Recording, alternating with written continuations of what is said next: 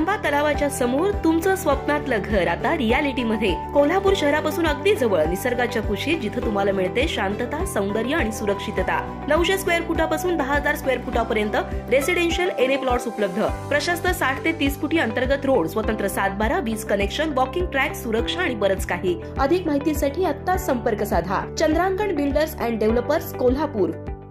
निगवे दुमाला इथले मारुती शिंगे आणि त्यांचा मुलगा गणेश हे ऊस वाहतुकीचा व्यवसाय करतात।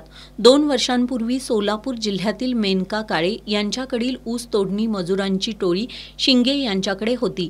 आठवडाभरापूर्वी मेनका काळे हिनं गणेश शिंगे यांनी आपल्यावर अत्याचार केल्याची तक्रार लक्ष्मीपुरी पोलीस ठाण्यात दाखल केली होती। यानंतर मेनका काळे हिनं मारुती एकशिंगे यांच्याशी संपर्क साधत तक्रार मागं घेण्यासाठी 5 लाख रुपयांची खंडणी मागितली। मारुती यांनी खंडणी मागितल्याप्रकरणी मेनका काळे, जया पवार, सुवर्णा पवार, अभिजित शिंदे आणि नेताजी शिंदे यांच्या विरोधात शाहूपुरी पोलिसात फिर्याद दाखल केली। दरम्यान आज स्थानिक गुन्हे अन्वेषण शाखा आणि शाहूपुरी पोलिसांनी संयुक्त कारवाई करत खंडणी मागितल्याच्या गुन्ह्यात मेनका काळे, जया पवार, सुवर्णा पवार आणि अभिजित शिंदे यांना अटक केली आहे।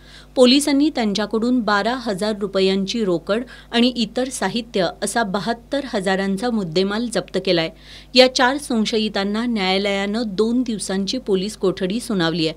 पोलीस निरीक्षक संतोष टोके यांच्या मार्गदर्शनाखाली सहाय्यक पोलीस निरीक्षक क्रांती पाटील या प्रकरणी अधिक तपास करतायत।